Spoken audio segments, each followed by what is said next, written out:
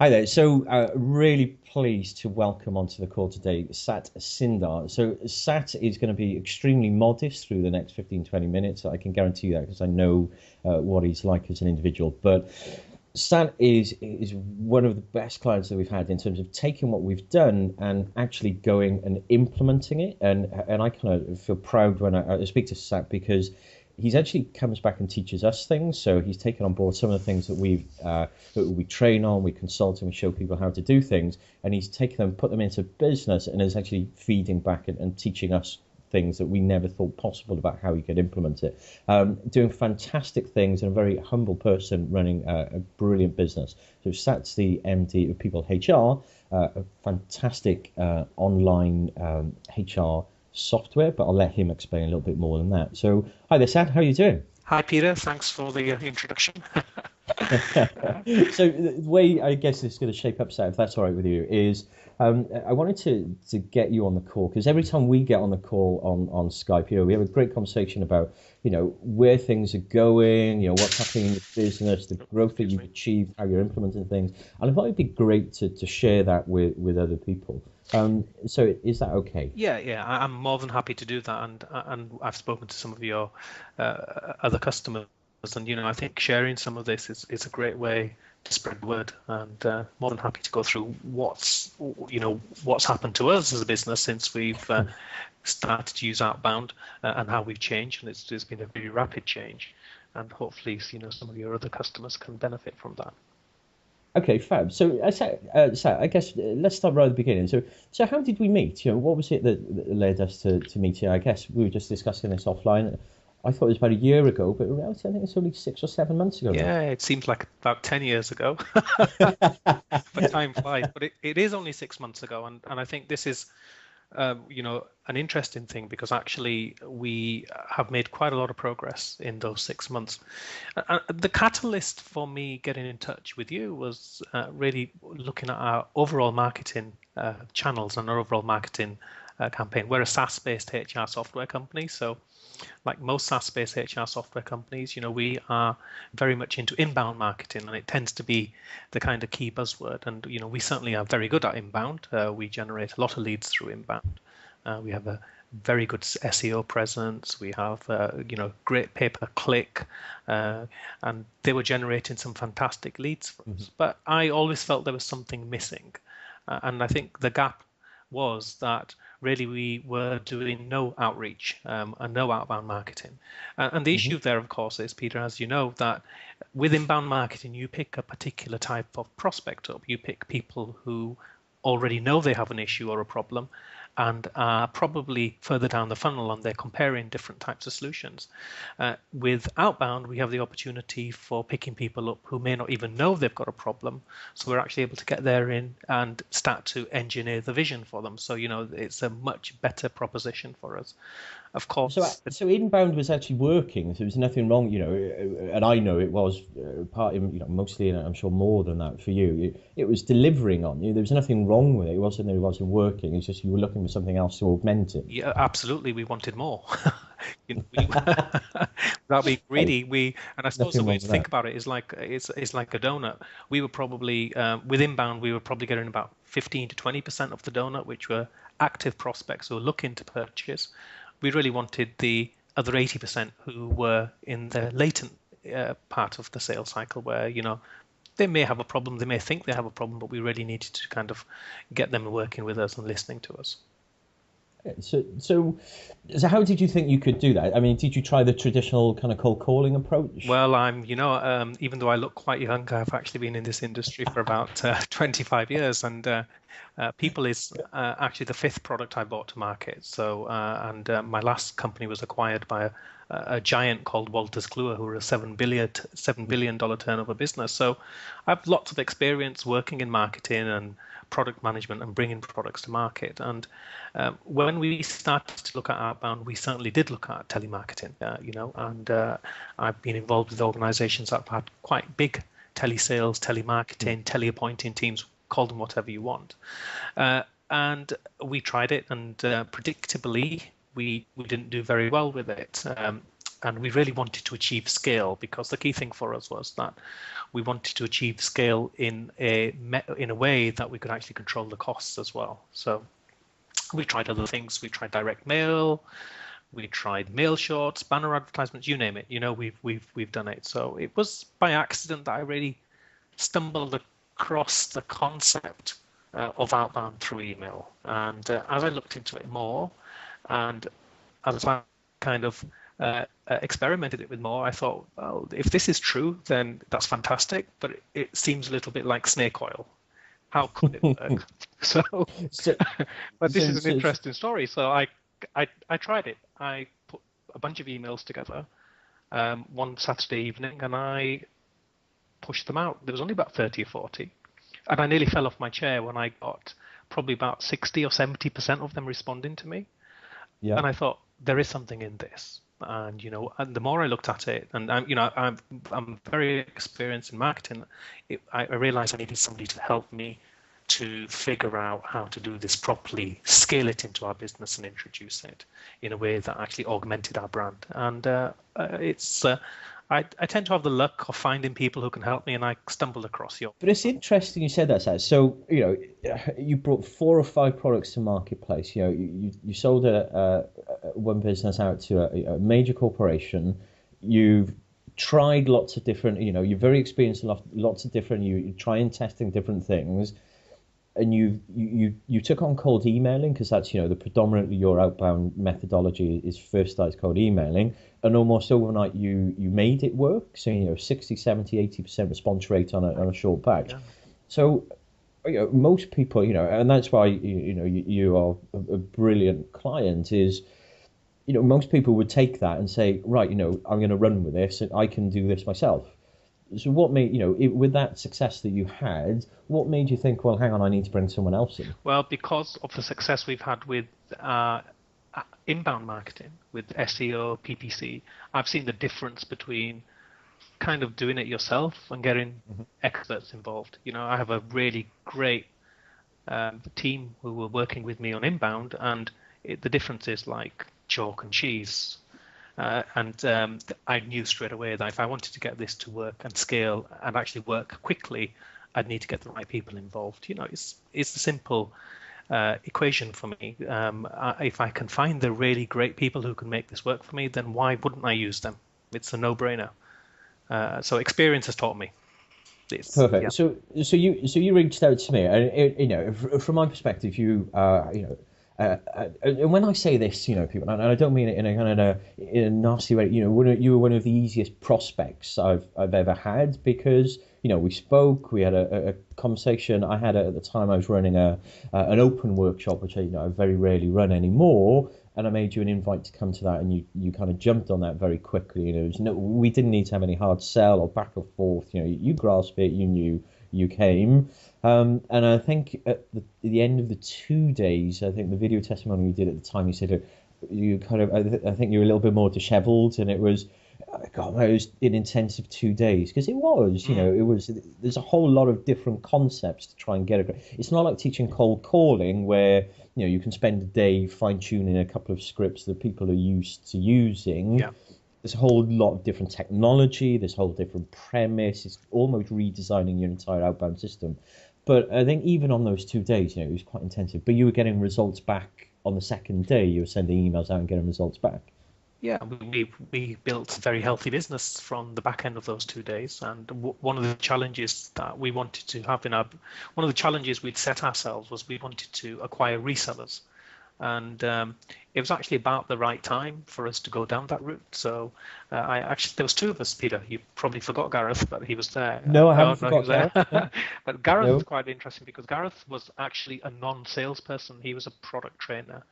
And so I brought Gareth along, and because he had expressed a real desire to get into sales, and I said, well, look, we really want to push the product out to resellers, and I want you to have a look at that market segment. And he said, yeah, I'd give it a shot. So I brought him along. We trained him.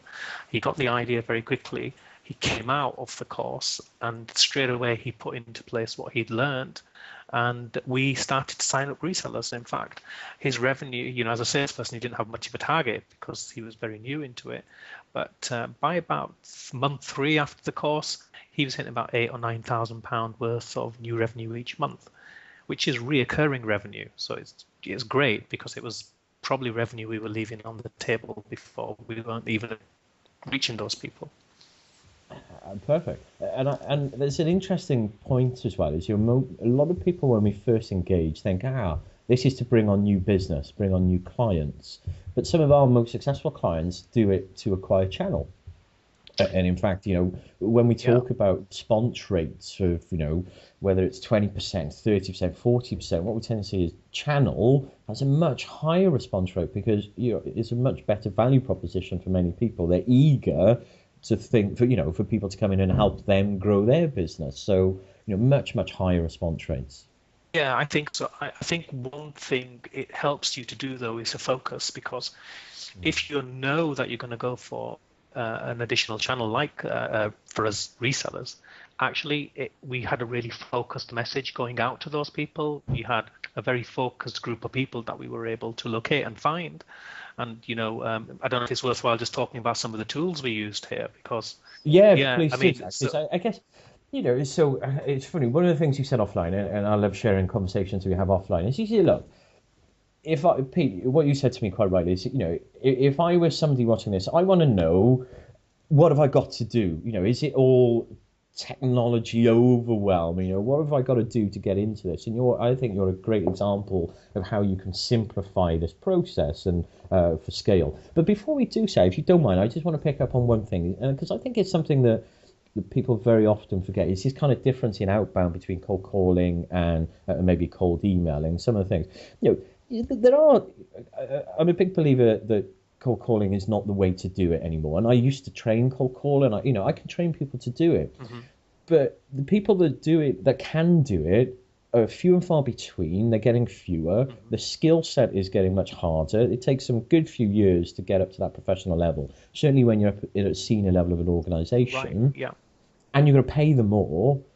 And you don't get hold of those people often because they're doing quite well in the jobs they're in.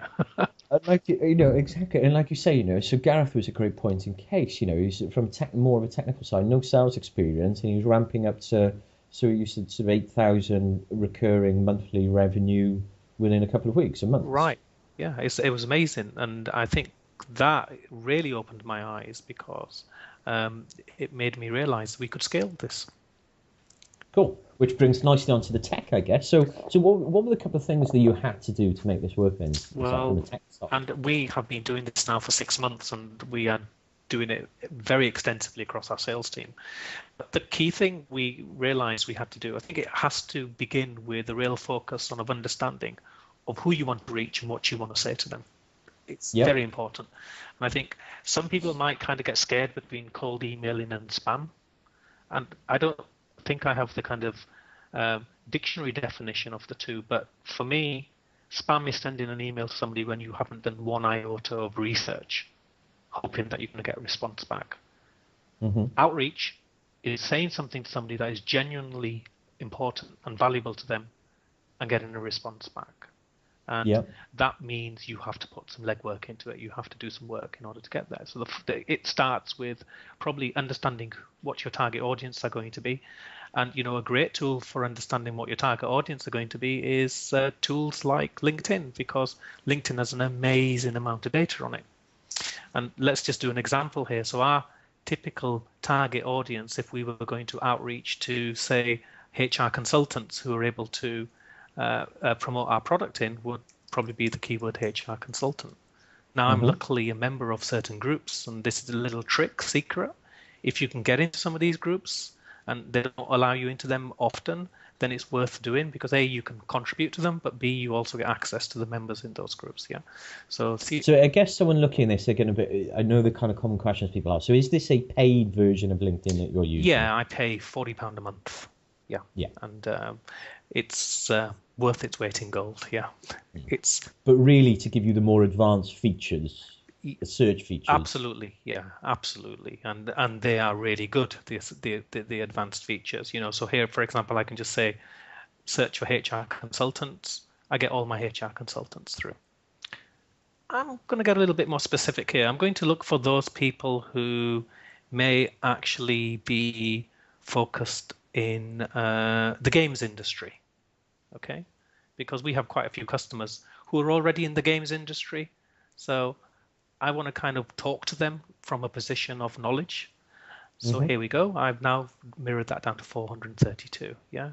I'm going to actually think, well, actually, I don't want HR consultants, I want HR managers. There's actually quite a few more. Well, okay, we'll go back to consultants. So we can play around with these searches.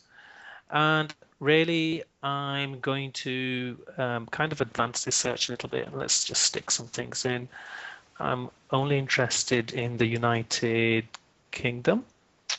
I only want people who are in this professional group. And lo and behold, by the time I've kind of got this down to its minimum, we've only got 2. Okay, so there's very few there. But let me tell you But something. highly targeted. Yeah, I'd rather write 2 emails to 2 very highly targeted people and get 2 responses, and I've Yeah. done it, than send 1,000 emails which are untargeted. 1,000 emails which are untargeted is spam. So you share the same group, and all those other search criterias, and that's just a starting Oh point. yeah, now I can go into this person and I can start to have a look at their skills. Yeah, I can start to see the kind of skills that they're rated for, and guess what? I can really relate to them. And if I really relate to them, they're going to talk to me. Okay. But the key thing is if you start like that, if you start thinking about somebody from a person, then you can reverse engineer your emails to skill. So Yeah. I could actually now say, well, okay, if that's going to work for everybody who's a CIPD member, it's certainly going to work for probably everybody else. So I've now got 40. Okay, so I can, if once I get one email working, I can do the other. Now this is a really neat trick, and there's a few tools that do this. I'm using a particular one called Data Anna, I'm just trying it out. But what I can actually do here is I can just add all of these people. Hmm. This is, you won't see this on your LinkedIn, prospects added or added, but this is this particular tool. And then this tool, what it does for me, if I go to the bottom here, is it's going to go and try and find, I'll just refresh this because this is the previous screen that I had. But what this tool is going to try and do is all of those people I've added, it's going to go and try and find their email address. And it has some great success, in which case it colors it with green and a 10. And if it doesn't, it kind of colors it with an orange to say I've not been as successful. And there's other tools. There's SalesLoft Prospector, which is Yeah. great. It's a great tool. And there's lots of these appearing. You can see it's doing this little background checking here. Yeah. Yeah. Well, funny enough, this is one that I'm doing a blog post at the moment, and I've got another 8, I think, of these, and none of them is, not even that one. So that's another one. Yeah, And there's a they're couple of hits appearing in all the the time. market. But the They are. concept here is good, well targeted, understanding personas who we can basically write So, one email to and then scale up. Yeah. so a question there. So why wouldn't you contact these people on LinkedIn directly? Just because of the volume. I can, even with LinkedIn, the most expensive version of LinkedIn, I'm limited to about 40 a month. I want to do more than that. I want to do a couple of hundred a day. Yeah. Okay, fine. A couple of things that kind of other people find as well. And I don't know if you come across this, but about 80% of people on LinkedIn use their personal email Right, address. exactly. If you think about it, if you're going to be headhunted by by a recruitment company, or if you go into work and you get kicked out and that morning you've no longer access to your work email, so I think it's about 80%. And we find LinkedIn is a growing hotbed of spam at the moment. Even the proper Yeah. stuff, the group requests, but it's easy to create fake profiles. And so yeah, I'm with you. Yeah. Take people, do the research. So those things you've just shown, they act as like I call it a window, a wrapper on top of LinkedIn. You utilize their search function, but you go and get their business email address and not the. Yeah, and there's plenty of ways of doing it, but nothing I've done here cannot be given over to basically an admin person. In fact, we have admin doing this for us at the moment. Yeah, fantastic. And the next step is we load those emails in and we try and get a cadence. Now, cadence is very important because one of the things we learnt on your course was that if you send somebody one email, they might open it, they might respond. If you send them a second one, yeah, your chances go up. But if you send them the 8th one, then wow, your response rate's really tend to go up, and all the research backs it up, and it's true. We can tell you that right now. And So are you sending out to 8? So I guess my kind of easy one for people who kind of don't feel this intuitively is try a 4 email.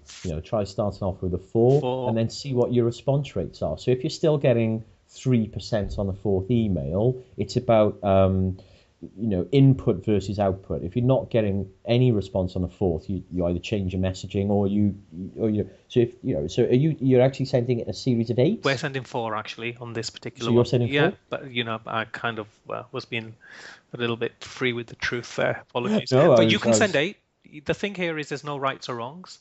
Yeah, You test and you test and you test and you yeah. get it down right. So I'm just showing you a screen here from one of our automated tools, and I'll show you a couple of interesting things here. So we have some campaigns running at the moment. So we have step day 1, and there's loads of these tools around as well. I'm using something called Reach Out. It's quite nice.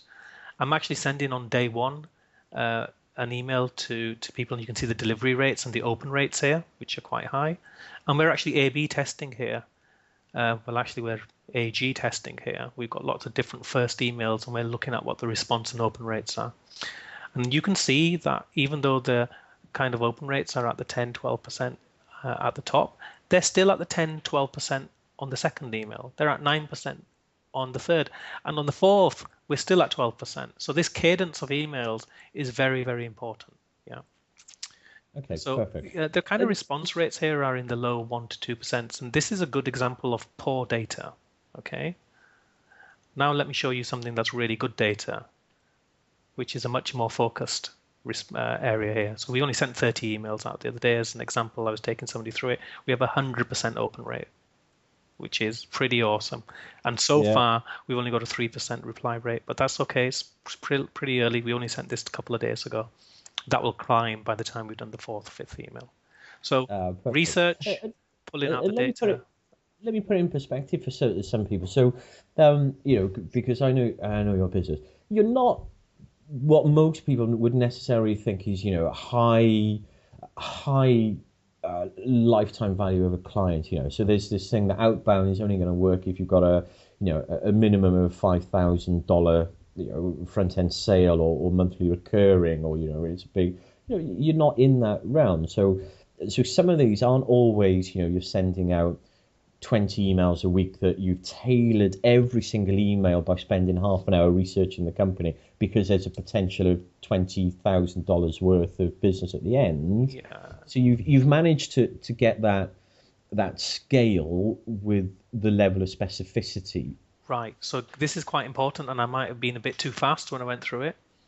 You do the research on a persona, and then you scale that by reverse engineering as a much more Yeah. volume email. So, for example, if I was marketing to you, Peter, I would do the research. I'd kind of say that, you're Peter, you're in your mid-20s, and, you know, You've just lost all credibility now, Seth. you're a small business, and one of the challenges you face is that you really want to get the most out of your staff, and you really want to engage employees, and you want to build and grow your business. Okay, great. I can personify you there. I can build an email that appeals to you, and then I can find everybody like you and send them that same email.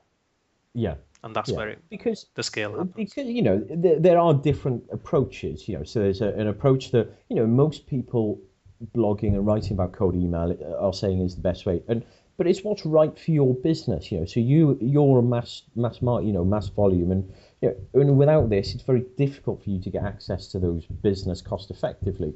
But you're not really going to be getting the 60% response rate at that level. Whereas you did when you were targeting channel, because it was a smaller number, you could put more research Right. in. Yeah. So But you know what those, maybe lower response rates. But I think the interesting thing that a lot of people overlook as well is you have now an ability to engage with those people a lot early on, and you feed them into I believe you're feeding them into your marketing automation as well. right, and look what's happening with our website traffic. This is just normal website traffic, and this is as we push the campaigns out. The blip here is just because we've had a bank holiday weekend and Yeah. stuff. But we've significantly grown our website traffic. And that is because more people are starting to understand who we are. When our targeted emails go out, the volume goes out, people come and have a look. Hmm. And, so it's quite important for you to start to realize there's going to be a massive knock-on effect. Some of it you can't measure because marketing is measurable to only an nth degree, but you will start to see improvements across the board. So it's not just that front end sales; it's pushing people into your onboarding because you're a SaaS, so people can take is it a free trial? Right. So here's, this is where the connectivity comes in. So as we were doing more outbound, we realized that we were having people enter our website who were much higher up the funnel. So rather than just offering them a free trial, we stuck a 4-minute demo paid button here just for those people. And we now generate twice as many leads from the 4-minute demo than we do from the free trial because we've recognized through outbound, we've now got a different type of prospect visiting our website, somebody who's much higher in the funnel who requires nurturing. And of course, they get nurtured very well until they finally engage with a salesperson or they take the free trial. Perfect. Just there's a couple of things. If it's okay with you, I want to talk about numbers and really pinpoint on some numbers and what it's meant to the business. But hey, maybe if it's okay with you, share some of our conversations about you don't always do everything perfect. Or maybe one of the things that you haven't quite perfected is the follow up. So my perspective, where I'm a massive differentiator, I think, is cold email is great, but it's the first point of contact to pick up the phone. You can't be selling by email. You shouldn't get an email back, send another email. It creates too many workflows, and it's not the point. It's still a human sales process. So you use those emails and the replies back to get into a telephone call. And I think that's a conversation we've had a few times. Is there's still work to do maybe in your organisation that you could be better at dealing with some of the other, not the just please the contact, which is you jump on those straight away, but when they're saying we're already in contract, we already have a HR we've got it taken care of. Yeah, I mean, I think the difference between reading a book and going on the course is it makes you realize there is a lot more depth to this. And we have actually been experimenting with a few things. We've been using your online course, which is fantastic because we now have a team of 5 salespeople who are actually using this technique, and we've kind of scaled it into them. But the concept of loop-in, which is once you get an engagement, once you get a response, and we've had sales from people who've emailed us back and said, we're not interested. Please don't email us ever again. And by having the conversation after that response, we've got the sale. So I wouldn't have believed it unless I'd seen it, but I've seen it. So the technique works very, very well, and so absolutely the response is a vital part. You'll always generate responses, but if you don't have the right level of training, you really won't know what to do next, or you'll stumble. So why bother? Once you got the response. And is it hard to do? And I guess because this it's not about shouting out how great we are or the system is. Was it hard to do for your team? Those picking up the phone and dealing with responses. Whereas you've got this fear. Most people have got this fear of cold calling and rejection. All the no matter what your way of dealing with that is. People say just toughen up and get on with it. Yeah. And, you've got bigger balls and all that. Is this, the follow-up process, do your team find it difficult? Do people give you a backlash? Even the guy that said, please don't contact us, do you get that backlash? Is it an awful sales experience? Initially, when you have an inbound sales team, which are used to very nice customers contacting you and saying, we'd like to buy right now, going into outbound is a little bit of a culture shock. But the moment that the team realized that every response is a response, and they really understood the opportunity there, then there was no issues. And the simple example is never contact me again. Sorry about that. We think our product's actually quite useful for customers like yours, and we've got a number of them using it. Why don't you check the prices here? A response comes back, oh, I'm pleasantly surprised at the costing. These are small companies, which are very difficult to reach with inbound. Very surprised at the costing. Yeah, we'd like to take this further. When can we talk about it? Okay, yeah, fab. We only had to do a couple of those to sell it to our internal sales team. Okay, so let's talk about the numbers then. Because, most people want to know, this is so great. What about the numbers? So, let me prompt you. So, I think when we met, you started off with one outbound salesperson? We have, at the course, I think. The great thing about and Gareth was that one person? Gareth was that one person. And he was a non-salesperson? He was a non-salesperson. And, cool. So, where are you now? We had a team of 3 salespeople anyway, who were looking after the traditional inbound sales. Mm-hmm. We now actually have a team of 5 sales, and we have 1 sales admin, who does a lot of this SDR type of activities, dealing with the responses on the emails and things. And most of these things can be scripted, so it's actually quite an easy thing to do. And all 5 of them are using the technique. In fact, they don't really need to do many things on a daily basis because it's automated. We collect the data, we push the data through the automated tools, and they get the responses back. And when they've got the responses, they then do an outreach to the prospects. So the net result for us has been quite interesting. I mean, I'll talk in general terms here. And we're pretty fast growing anyway. We came to market in June 2013, and we are about 1,500 customers strong. And where are we now? We're coming up to the end of May, and which is pretty phenomenal growth for a SaaS-based B2B company. But what really was interesting was that we went on your course in October. We started generally to get a different viewpoint about marketing, about outbound marketing. And we pushed it all the way through October, November, and December with Gareth, and it was great results because suddenly we were doing £6,000 to £8,000 worth of reoccurring monthly revenue that we didn't have before. And we stepped it up a little bit, where he actually took the role of SDR, so he was going out and generating some additional leads for the other salespeople. And the net impact was that at the end of January 2015. We'd smashed our quarter target for 2015. Wow. Right. So well, I don't know what else to say.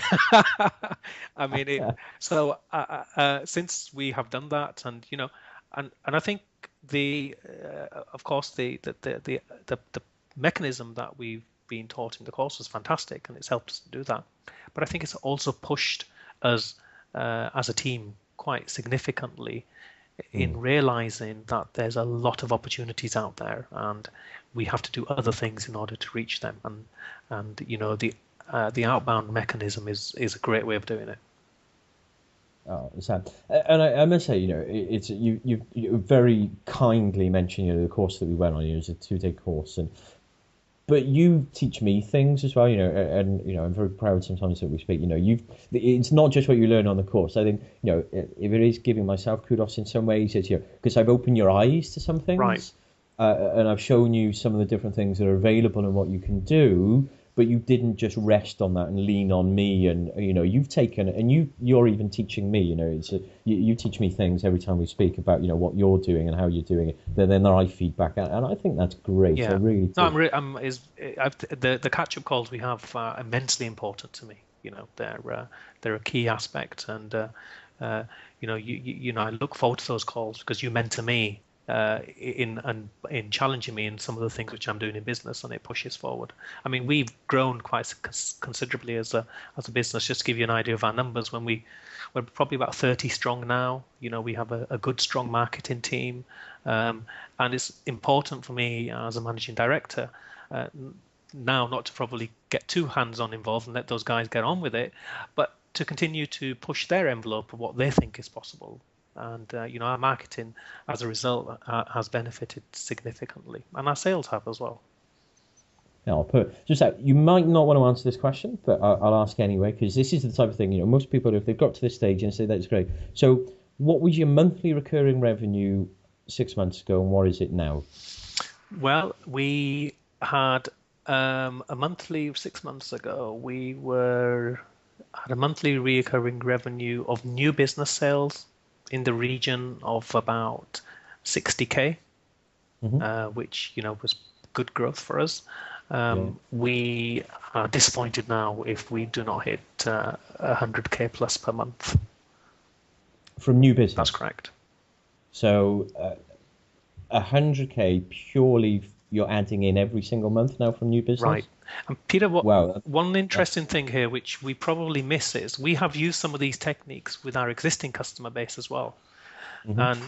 And it's really had an impact on our existing customer base. We have good, strong revenue coming from our existing customer base. I won't share that figure at the moment. The other figure is basically going to be in the public domain when we file our accounts. But the reoccurring revenue from existing customers is very interesting. And some of those techniques that we picked up and we're using with existing customers are the same, because once you get to 1,500 customers, then you need to be able to reach them in a variety of different ways. Yeah, the traditional newsletter just doesn't work sometimes. Hmm. So when we have new modules or when we have upgrades available, then we do use some of those techniques to get out to them there, and it works. It works really well. Perfect. Yeah. So, is there anything else that kind of I haven't asked you that you want to share about, your experience or your business or anything else? Um, no, I mean, I think we covered most of the things, but I'm sure if we have this conversation in a month's time, because of the nature of marketing and the nature of what's happening there, there'll be other things which have taken place, Mm. other items which are happening. I mean, the one thing I think I have been in the fortunate position of is I am the managing director of the business. Yeah. For my sins, I'm very focused on marketing. I have, although my background is very technical, I love marketing. I love the opportunity to provide people with the product that fits and their needs and solves problems. So it has been an easy sell for us because I can actually sometimes use the carrot and the stick approach in order to motivate the salespeople, and that does have to happen sometimes. So I think the key thing here is like any process and any technique, there's going to be some level of skepticism when it's first introduced. Uh, but if you can see past that, and hopefully, some of the conversation we've had today will help others to see past that, then it's a much better way of reaching customers that you just would not reach otherwise. They just would not search for you and look you up and engage with you. So, it's vital that you do that. Perfect. Sat, conscious of your time because you are a manically busy person driving an immensely fast growth business, and so we've been on just moving to look at that so a fair while now. So I think that's great. So it's always a pleasure speaking to you. I thank you for your openness, the way that you've shared, figures, numbers, your process. Many people would hide behind that and say, no, I don't want to share that. I don't want that out in the public domain. So thank you very much for that. And I know people watching this video are going to get a huge amount from that opening. That's it. And hopefully, people will make contact with you. I know you're a great networker. So, this is, and you're always, open to speaking to other SaaS businesses or tech businesses and, to share your experiences. Anytime. I think one of the real interesting things, Peter, is many of our customers are actually your customers. Some of the biggest customers we have are using your techniques and are benefiting from it. And of course, we're in HR, so we can see the huge growth that they're going through. So, but anytime, people can reach out to me. I'm more than happy to share my experiences. Perfect. So I'll put it wherever I end up putting this video, if it's on my blog or something, I'll try and put a link to your LinkedIn profile as well. But, so it's Sat Sindhar of People HR. And I often see you doing the web chat, that's what I love about you. So, I think when last catch-up call we were going to have, I was just checking out your website before we Skyped, and you popped up on the web chat. It's like, Sat, get off web chat. We're just about to have a Skype call, will you? Right. I get that all the time. Are you really the MD? Are you really on? And they say, that's bizarre. And I'll always say to people, well, no, I don't think it is. I'd say the closer I am to our prospective customers, the better I can understand the challenges that we need to solve for them, So It's and I think it's a side point, conversation, but the role of business has changed. Some of the fastest growth sort of software and tech companies in the States, they weren't in existence 2 years ago. I was looking at one the other day. Gone from 0 to 80 salespeople. Obviously doing this type of methodology. yeah. One of the fastest software companies. We had a joke about something around that. But so this corporate entity with people sat in their corner office, where you cannot access them, doesn't exist anymore. In your case in point, most people, if they've got a good value proposition towards you, can get in contact with you in a number of ways quite easily, I would have thought. So Sat, it looks like you've dropped out. So it looks like we've lost you on the internet connection. So we're going to call that. Thank you very much, Sat. If you do pop in, thank you very much for that. And everyone, thank you very much for sticking with us to the end.